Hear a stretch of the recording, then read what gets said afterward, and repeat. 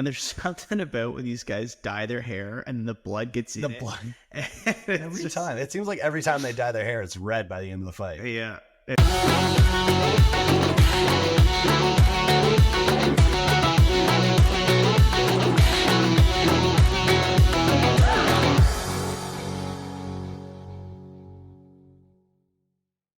All right, what's going on, guys? It is Zach Raymond and Christian House here with episode 7 of the Sanabul Fight Buzz podcast. We are back once again after UFC 297, which was a pretty good card. I mean, overall, what was your overall opinion on the card in total? I was surprised in the quality of the prelims over the main card, I would say. There were some bangers in the prelims that were pretty awesome. And on the prelims of the card, like early prelims, we can just talk about the one fight that stood out to us because, I mean, for me, I picked Jasmine Jasdavicius as my female fighter of the year for 2023. So I was excited to see her get back in there, Niagara top team, hometown girl, and she got it done this fight. It was pretty impressive for sure. Yeah, absolutely. And I was just listening to something earlier that said, and I didn't know this about her, but Jasmine didn't start mixed martial arts until she was 26. Did you know that? Yeah, I did. She started really late. Her partner is Chris Prickett, who's the head coach at Niagara top team. So he's in her corner. He's the head coach. So I think he got her into it pretty late, but she's been super impressive so far in her career. No kidding. That's awesome. Getting that W in the weekend, really standing out for the Canadians. We had a tough day at the office. Yeah, and she was getting a bit of like heat or backlash online for not getting the finish earlier, but I mean, she dominated. I think it was like 25 times as many strikes. So was it 300 or 200 to like 12? I don't know exactly what it was. It was a massive differential, and she just beat the crap out of her. Yeah, she was putting a licking on that girl. That was a tough fight. Yeah, and then she got that late finish, which was super impressive. And yeah, I mean, there were a couple positions where, I mean, obviously a finish could have been gone for at least, but who's to say that the dominance is any different than getting that massive just damage off in the first and second? Oh yeah, she outstruck her like significant strikes, like 84-19. Yeah, and then like strike total was even crazier. It was wild. Yeah, and then on to the prelims. We had a couple good ones on this one. I mean, one that stood out to me was like, first off, Saidi and Romand Dolidze. Like, that was a really, really good fight. And a lot of people were like, I don't know, who did you think won that fight? I thought that Saidi won it just with the like his pressure and volume, but like I was actually really surprised when he lost the decision. Like, I thought he was winning just with the pressure and the volume. When you take into consideration the damage, like they were both pretty beat up though. It's hard to say that Saidi was much more damaged than Tavares because like they're both pretty rocked. But yeah, I mean, the blood all over Saidi's face probably didn't help him much. It was a pretty wild fight. Like, it was very impressive, and it was that rematch. They both had some skin in the game on that one and something to prove. So, I mean, they both showed a lot. Like, very impressive on that one. And there's something about when these guys dye their hair and the blood gets in the blood. Every time. It seems like every time they dye their hair, it's red by the end of the fight. Yeah. It just makes it look so much cooler. It does. Yeah, and then moving on, like the last prelim that really stood out to me was the Charles Jourdain and Sean Woodson fight. That was a really, really fun fight to watch too. I mean, the ending was a little weird with Buffer. I heard Sean Woodson's name. I don't know why everyone else seemed to hear Charles Jourdain's name, but I mean, I honestly didn't say it went completely Woodson's way. I probably thought that was 50-50, and it could have gone either way. I wasn't mad about the Woodson win there, but both of them were pretty impressive there. Yeah, Woodson's a really tough customer, right? Like, his style is so hard to beat at that. He's so big. Like, for 45, like his frame is just huge. Like, you could see that Jourdain was just struggling to get inside, like just struggling to get it going on the inside, which obviously gave Woodson the win, but so unorthodox. Yeah, he's got a super weird like body shape too. His legs are 75% of his body, and then the torso and head make up the other 25%. Yeah, he's very thin through his torso and stuff, but like so long and rangy and like unorthodox. That thing he kept doing with his hands, and yeah, he's a tough guy to crack. Yeah, and then moving on to the main card, we had Arnold, Allen, and Movsar Evloev. We had a lot of discussion on the last pod about what we think was going to happen in this one, and obviously it turned out pretty much the way we predicted it to. We We even talked about how Arnold needed to force those scrambles, which he did do. We talked about how Movsar had to go with his game plan of that grappling, and he even did pretty good on the feet. Yeah, I was honestly surprised with both guys in like a pleasant way.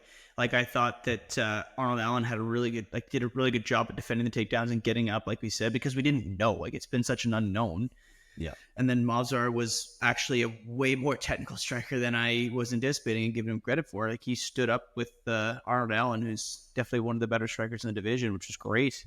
Yeah, and like what we talked about, like a big point that stood out last time, and we even had like a reel made out of this, was how Allen needed to force those scrambles and get right up and start moving. And even in that first round, that's what I was most impressed by, was those Granby rolls to right when he hit the ground, just roll, go for a leg, just something to create chaos to get up. And that's exactly what he did. I mean, it was super impressive.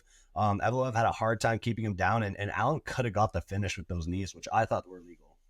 Yeah, that was a tough one because it's hard to say in my opinion, because you could see that Allen's head was on like the backside of Evloev, so it was like he couldn't tell that he was dropping his hand down. Like his head was like completely like this, so you couldn't see. I'm like, that's kind of a tough one. Like he genuinely wouldn't know that his hand was touching.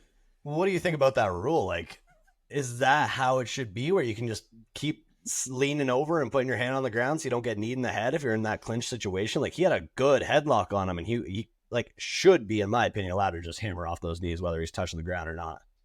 Yeah, that one's kind of tough. Maybe it's something like a forearm or something, but like I don't know how you do that, because like it's tricky. Like obviously Evloev was playing the right game, putting his hand down like that, but I don't know. Maybe it's the ref's discretion. Maybe if the ref thinks like, hey, you're playing that game, play stupid games, stupid prizes. But we've heard the UFC talk about how you shouldn't be allowed to play that game, and like I feel like in one championship, or I think you're allowed just knees to the head on the ground. Like I'm pretty sure, if I'm not mistaken, you're allowed to do that. And I feel like to an extent it should be allowed, unless it's obviously like I do agree that it should be the ref's discretion there with how it looks. With if Evloev is in almost like a 99% standing position and he's just getting his fingertips on the ground so that Arnold can't knee him to the head, I feel like there should be some discretion there. And I think there is. I think the ref is allowed to say, like, if you're not completely full hand on the ground and you're just like touching it so that he can't knee you in the head, especially if you're touching it, picking it back up, touching it, picking it back up. Like, how are you supposed to, as a fighter, control when you're going to knee him to the head if he keeps doing that? Yeah, and it's almost like maybe the ref like has to be more involved, telling him like he's considered down, but then like then now you're trying to include talking to the ref through the fight. Like it's really hard. Yeah, and as a ref, you're gonna be like, he's down, no, he's not. Yeah, he's down. Okay, no, he's not. Over and over again. I'm not touching you. You're touching me. Not touching. Touching me. It's free. It's like, come on, that'd be so annoying. Also, I feel like in that situation, if that is the rule and you just can't have any finger touching the ground, if he's focusing on doing that, maybe just break and just start hammering at his head with some punches, because he's like fully leaned over. Yeah, that's probably the play that he should have gone for. But like I said, honestly, I truly don't think he could see his hand. Like I think Arnold Allen's head was wrapped around on his back. So I'm like, I don't think he could even tell. I doubt it was intentional. But yeah, it was a good fight, a really good fight, honestly. Yeah, who do you think won? I thought that Evloev won just because of that dominance in the wrestling. But he is, I was, again, really impressed with striking. I think that I honestly think we're going to see big things from him in the division as he continues to grow. Yeah, personally, I disagreed with the decision. I just thought when it comes to damage and when it comes to actually doing something with the wrestling, I thought Allen caused more damage, and I thought he was more active with, other than getting like grabbed onto and taken down, but he got back up pretty much every time right away. Yeah, it was a really good fight. I'm excited to see what's next for both guys, honestly. It's interesting because we're saying it was a really good fight. Most people said it was a really good fight. And then Dana in that press conference after was very hard on the fight. And he said, did you hear what he said? He said that the fans, he said it silenced the arena and it was the least fun fight anyone's ever watched. Those were his exact words. Yeah, that was the least fun fight anybody's ever seen. So he doesn't have much to complain about. Come on, really? Yeah, I swear to God, I'll find the clip. He said it was the least fun fight anyone has ever watched. Really? Okay. Yeah. Did you watch Ngannou versus Derek Lewis? Did you watch the co-main of this fight? Yeah, honestly. Like, come on. How are you going to be that? Like, I'm not saying the co-main was that bad of a fight because it wasn't. Like, what about Rose and Carlos? Yeah. Like, there was a lot of fights that are a lot less fun to watch than Arnold Allen. Yeah. Izzy and Yoel Romero. Yeah. Come on. Yeah, there's definitely, that was an entertaining fight. I don't care who you are. Just for like, just not knowing with both guys, like, oh, what's going to happen with when he meets a really good striker? What's going to happen when he meets a really good wrestler? Like, there was a lot of questions to be answered. So I disagree. I thought it was a great fight. And the grappling wasn't just being held down. It was highly technical, and there was a lot of scrambles. It wasn't boring, I don't think, for anyone to watch, I guess, except Dana. Maybe he was on his phone during the fight. I don't know. But yeah, moving on, we had Chris Curtis and Marc-Andre Barriault. This kind of went the way we said it was going to, too. I mean, it was... A lot of people were super harsh on this one. I thought it was a fun fight to watch, too. I thought it was technical, and there was a lot of like intricate details that we had to pay attention to. I thought Barriault was a little bit less wild than normally. He played Chris Curtis's game, and that was to his advantage because it was a closer fight than I was expecting. Yeah, I will say that I did not give Barriault the credit, even though I had Chris Curtis winning the fight. I did not give Barriault the credit. I thought that he was gonna fall apart more than he did. Like he's a tough customer, man. Like, he was taking some huge shots. It wasn't as action packed as I was hoping. I was hoping for kind of just a gunslinging, meltdown. But it was a good fight, like you said, technical. Like, they both played the same game, which is fun to watch. But I was happy to see Chris Curtis get it done. But I definitely have to give more props to Marc-Andre. Yeah, for sure. I think Chris Curtis is obviously just the more efficient striker and more technical. And I think Marc-Andre was impressive with how much he's improved for sure. But Chris Curtis got it done. He's a good fighter. So I'm excited to see what's next for him. Yeah, I mean, look at that. 140 significant strikes to 122. That's that's a lot of strikes to be absorbed. Yeah, middleweight too. And then Chris Curtis actually said in an interview after that someone asked him if he would ever fight Sean Strickland, and he said, he's like, Sean Strickland tries to kill me for free every day in the gym. I'd fight him for money for sure. I was saying that. I think that'd be a great fight to watch just because their styles. I mean, probably never see it, but yeah, probably not. Unless like Sean gets the title back and Curtis is somehow the number one contender or something. Yeah. Yeah, moving on, we had Neil Magny and Mike Malott. This was the upset of the night for sure. This was, wow. I mean, obviously, Mike dominated 90% of the fight. Mike went for the finish, and he put everything he could into that fight. And I can't say I haven't been there personally as well. So, I mean, like, if you put absolutely everything you can into a finish for 2.5 rounds, and you don't get the guy out of there, and he's a vet, and he has that muscle memory even when he's gassed, and he wasn't as gassed as Mike, obviously, but I mean, yeah, he got it done in the third.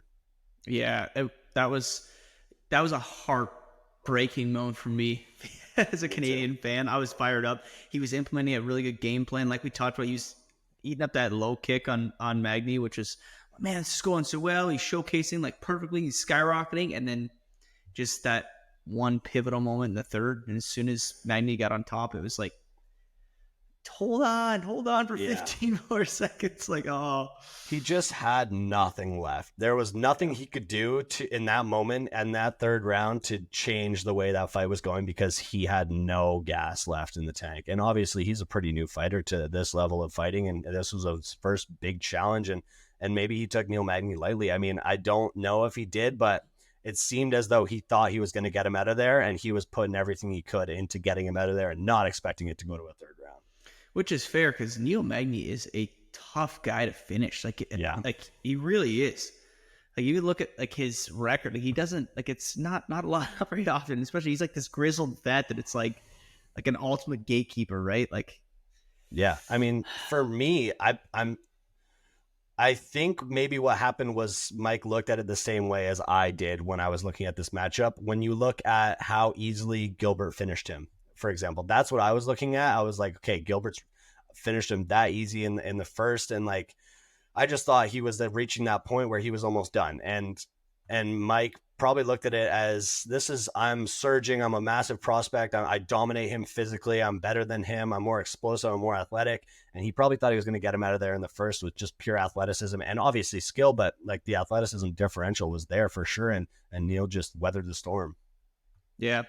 Yeah, truly. And I mean, it's tough because you look at like any of Magny's losses in the last, I think it's like 6 years. Like he hasn't been finished by TKO or KO in like 6 years. It's all been submissions. So yep. He really is tough. You look at that the battle, like not even a battle, the beating that Ian Gary put on him, and he didn't manage to finish him either. Like he is a tough ticket. So it speaks volumes to Neil. I mean, good for him. Yeah, and that shows a lot from Gilbert too about how good he really is in the grappling department. Oh, absolutely. He's probably one of the higher level guys in the company, honestly. For sure. All right, moving on. We had the co-main event. Racquel Pennington, Mayra Bueno Silva. I went for a walk. No, I'm just kidding. This is a good fight. Mayra gassed out as well. She was like dominating the clinch game, dominating the ground game, and then Racquel also weathered the storm and then got it done in the end. I guess that's the difference of these 5-round fights, man. And I saw that Mayra almost had the ninja choke a couple times. Yeah. The same one she pulled on Holly Holm. I thought that was going to happen again. I was getting fired up thinking she was going to lock it in and then just couldn't get it finished. But 25 minutes, a long time to fight.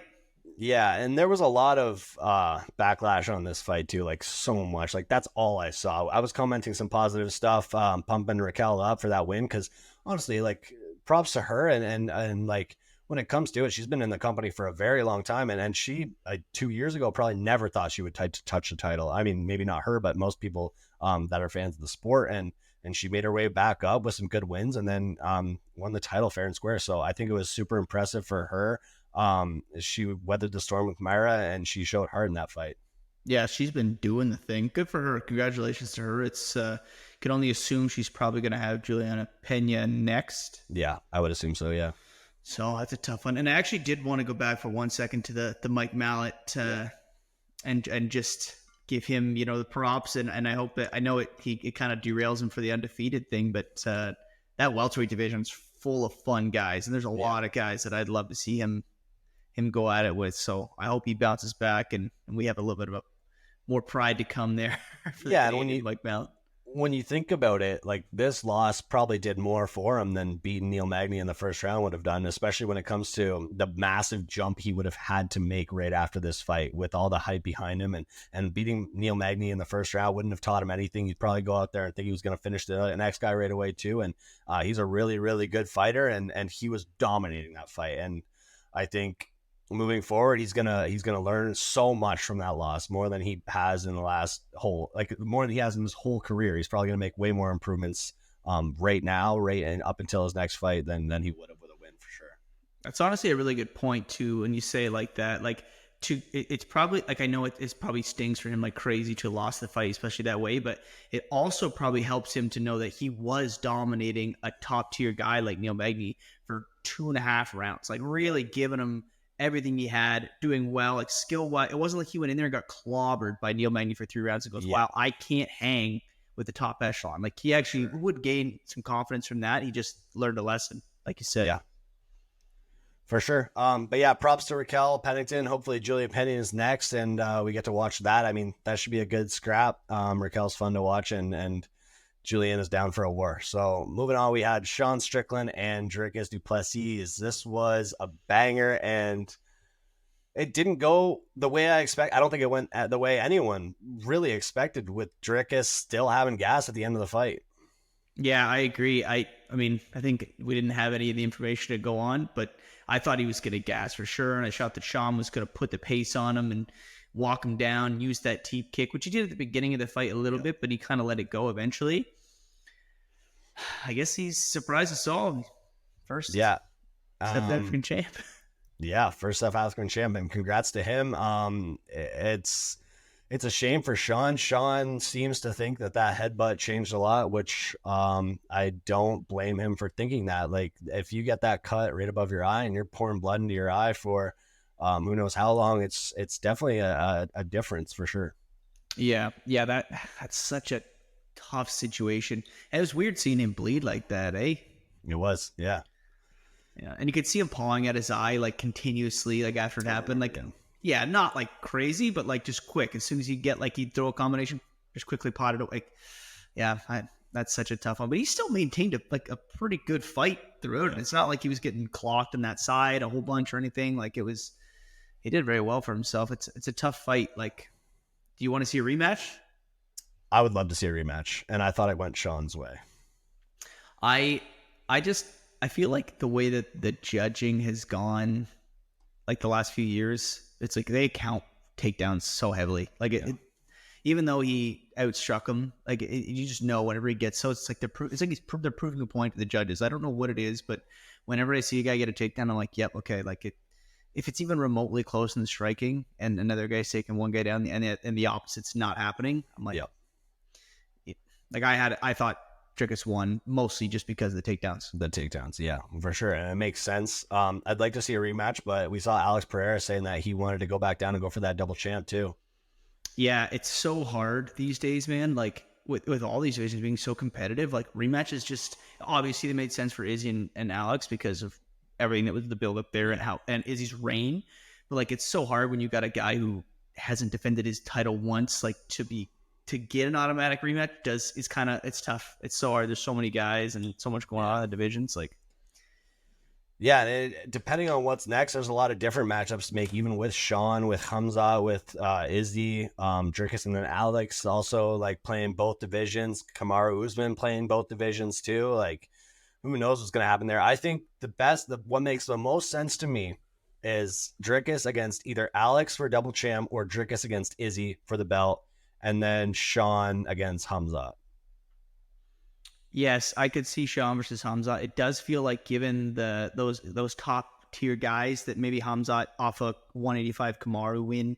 As much as I love Khamzat, don't get me wrong, he's one of my favorite fighters to watch. He's a savage. Yeah. I'm not quite sure if you compare him to the other guys in that division or even in light heavyweight. Not yet. No, it feels like there's another fight that he could have. But don't get me wrong, if he comes in and beats Sean handedly, like submits him in round one or something, then we're like, okay, no more questions. But like, it does feel like we could set up Izzy and Sean Izzy and Dricus at 300. Hopefully, that's what they're talking about. And then if Izzy ends up with the middleweight belt, and then Alex has the light heavyweight, you gotta feel like they're probably gonna try and push some kind of the trilogy and stuff. For sure. Yeah, and they could even just do that right now, Izzy and Alex, for that UFC 300. Because it depends how banged up Dricus is. I would feel really bad if they forced him to go at 300 and he wasn't fully healed and then he lost. Yeah, he made a comment about like being down to fight, but like, man, you see his face was pretty beat up. Yeah, I would probably not volunteer for that at this moment in time, for sure. No, definitely not. There's a lot of fun matchups there, though. Yeah, I don't think, honestly, my honest opinion, I think Sean and Khamzat is a slaughter. I think Sean would slaughter Khamzat. His cardio would be the kicker there, for sure. Like, like you're going to see Khamzat come out like a banshee in the first round, just trying his hardest, shooting double legs, single legs, as much anything he can do to get Sean on the ground. But I would put money that if it goes past round one, Sean's going to Sean's going to take him out. Yeah, and I don't know how easy it would be for Khamzat to even take Sean down. Like, Dricus taking... There's the wrestling skill differential when it comes to Khamzat and Dricus, but there's a reason Khamzat was a welterweight and Dricus could never be a welterweight, like, at this point in time, at least. Like, I think the size difference, I think Sean's gotten a lot bigger, too, and more athletic, and I think Dricus just had that power over Sean to take him down, and I don't think Khamzat would have that differential there. Yeah, I was surprised to see how big Sean was. Like, when they were kind of doing like when Dricus was walking up and they were, putting the Vaseline and stuff on, I was like, oh, wow. I was like, Dricus looks big. But then once they stepped in and like got in front of each other, I was like, Sean looks bigger than Dricus. He's which taller, is at least, for sure. Yeah, and like fuller in his frame. Like, Dricus is more muscular, but like I was very surprised in like the body composition of Sean. Like, he was very big. So I agree that Khamzat doesn't have that big frame like that. Like, he's strong as a wrestler, but like he might have a hard time. And Dricus also probably poses a bigger striking threat to Sean. So for sure. which makes a big difference when it comes to getting takedowns, because Sean's thinking about his hands, and then that lets him inside for a takedown or lets him shoot with that slight little reaction time. Whereas I would guess if Sean fights Khamzat, his whole thought is going to be, don't let him get a hold of me. Like, yeah, and piece him up. Yeah, exactly. Yeah, I think. Well, how do you think Alex and Dricus goes, or Dricus and Izzy? We can talk about both, but how do you think Alex coming down and fighting Dricus would go? I have a hard time not rooting for Alex in that fight. Yeah, I really do. Like, I just think he's so technical with his striking, and like I've watched a couple breakdowns on him, like the way he sets things up that you just don't see, and it's like, wow, this guy is high level, like top class in the world. Like it. So I would probably have Alex in that fight, but what do you think about the grappling? Because Dricus was able to take Sean down, and Sean never really gets taken down either. So yeah, it's true. It's true. That would be. I mean, I say the same thing every time, but it's like Alex that would be the key to victory for Dricus, would be to take him down and try to hold him down. But I feel like guys have gotten on top of Alex before. Like Jan got on top of him, and he still managed to win that fight. I don't know. It's tough. And Jan's way bigger than Dricus. Yeah, and I think that would be a similar like conversation when it comes to Dricus and Izzy too. Yeah. Oh yeah. Exactly the same thing. Although I think that Izzy is a little better at like space management. Like you look at all the guys that Izzy's fought, and it's like how many times like Yoel Romero, like he'll take him down. Yeah. World class wrestler, like Robert Whitaker, and don't get me wrong, they are, but it's like Izzy just has a way of like space management that actually that's what Sean was really good at taking away from him by putting the pressure on him, but using his hands to do it. So I would think if anything, Izzy's less likely to get taken down than Alex, just because. Yeah, I'd agree. And now we're gonna preview the Romand Dolidze and Imavov card. We're gonna go over the co-main and the main event of this one. Honestly, I am a bit disappointed in this card, but they can't put on bangers every fight, and they had to save something for UFC 300 and UFC 299. So we can't be too upset right now. We got to be patient for those cards, but we're gonna go over the co-main and main, and both of these fights are super fun. Honestly, I was talking to my girlfriend, and she was like, "Is there UFC fights every weekend?" Because I'm like, "Oh, I'm watching fights. I got to do the pod." And she's like, "It's all the time." And I'm like, "Pretty much. They're just treating us like it's pretty consistent all the time now." Yeah, it hasn't always been like that, but now it is, which is awesome for fans for sure. Honestly, and even though this card may not be stacked from top to bottom, at least the co-main and the main event are actually pretty good fights here. I'm excited to see Drew Dober and Moicano go at it. Yeah, that's a super exciting one. I think. So we have Moicano as a favorite in this one, and Dober as an underdog. I think that is, I agree with that. I think that it probably should be a bit more, like I think Moicano should even be a little bit more of a favorite than he is. I think, like Drew Dober's last win was Ricky Glenn, and I honestly, unfortunately, I don't know if this makes me a casual, but I don't know who that is. Like I know after watching that fight who it is, but until that fight, I didn't know his name. And he got that knockout win. Ricky looked super like timid going into that. Obviously, he's fighting Drew Dober, and that was a big step up for him. But yeah, his last fight before that was the knockout loss to Matt Frivola. Yeah, that's a tough one. I am a big fan of Drew Dober just because of like the massive power he holds in his hands. Like, yeah, he hits so hard, man. I love watching guys who can put people's lights out. Like it is crazy, but Moicano he's kind of got himself a nice looking resume, doesn't he? He does. He's fought some vets here too. RDA, Pasiv, like even though they're like he's not winning all these fights, he's been in the cage with like Aldo, like Cub Swanson, a lot of really good guys, right? So it's hard to go against a guy like that. Yeah, he's a like I'd call him a vet now. He's really, really skilled, very technical. He has 10 submissions in 17 wins. The other 7 have come by decision. He's not a knockout artist at all because he doesn't have a knockout win in his pro career. And I don't think he's probably going to want to try to knock Drew Dober out. I think he's probably going to have a certain game plan going into this one, and it's probably going to be to take him down. Every time someone gets close to him or even gets close to clinch distance, he's grabbing it and he's taking him down. So Drew Dober, he's going to have a huge reach disadvantage in this one. Moicano is also obviously going to be the longer, taller guy. And I think Drew Dober closing that distance is going to risk getting taken down every time he does that. Yeah, that's going to be a tough one. Moicano's big. Was he 5'10", 5'11", 155? He's tall. He's normally bigger than the guys he fights for sure. Yeah, he's very tall. But then again, Drew Dober does have some pretty substantial wins. He beat Bobby Green, Terrence McKinney. Yeah, he's got some good wins. This will be a good one. I could also see Drew just landing that big shot. So I'm not sure. It's hard to say. Yeah. That's what he's got in his back pocket for sure. He throws hooks, he throws bombs. The one thing when I was watching Dober's film for this, he does leave a lot exposed when he does those things. He's not going in there and trying to be more technical than the other guy. That's for sure. He leaves a lot exposed when he's going for those knockouts, and I think Moicano could take advantage of that. I'm excited to see Drew Dober fight. I always love seeing him fight. It's always fun to see him get those finishes. It's just, this is a tough matchup for him. Probably one of his toughest in this points in his career for sure. Absolutely. Moving on, we got the main event. I'm excited to see Nassourdine Imavov fight again. He's one of my, right now, he's one of my favorite guys to watch when it comes to striking. This is a tough matchup for Romand Dolidze. He is the underdog in this one. His last fight was a decision loss to Marvin Vettori. I watched that fight back. They were trading. Dolidze waits. He's very patient. And when I was doing film for this one, I noticed that Imavov does way better in the fights against guys who are patient rather than the guys who play his game with him. Yeah, and Imavov is a really technical striker. I agree. He almost moves like he's a middleweight. Like, he almost moves like a welterweight. He's very fast. Yeah. I remember being surprised by his striking speed. And that actually speaks volumes going back to Sean Strickland, because Sean beat him right on his come up through the title. And I was really surprised, because Imavov he's a nasty guy. Yeah, that was Imavov's toughest test for sure.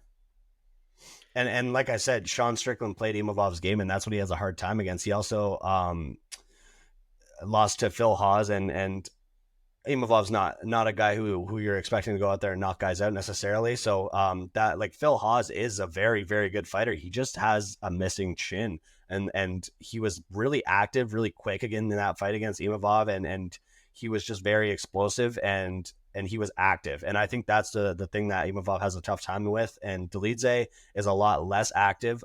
He's going for that knockout. We know what he's looking for. And I think Imavov's probably going to have a field day with that, with piecing him up and moving around. And it's probably going to be hard for Dolidze to touch him, but he does have that power in his hands and those knees, and anything could happen at any time.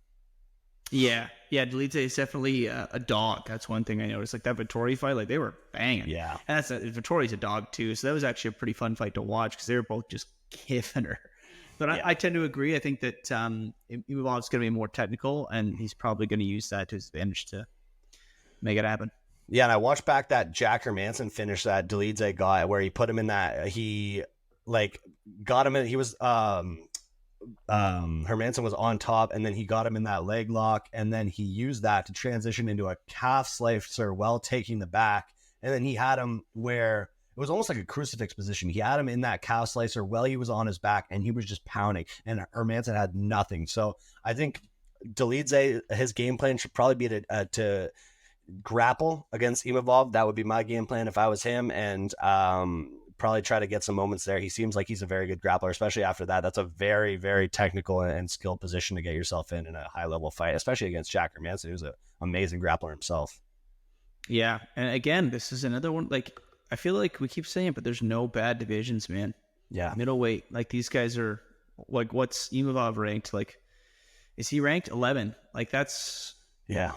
Like, he's a killer for 11. Like, I don't know, man. These divisions are just stacking up. It's all good fights anymore. Sweet. All right. Thank you, Christian. Thank you for everyone who watched the full episode. Make sure to leave a comment, subscribe, and like the video, and let us know if you have any questions or any debates you want us to talk about in the next video. See you guys.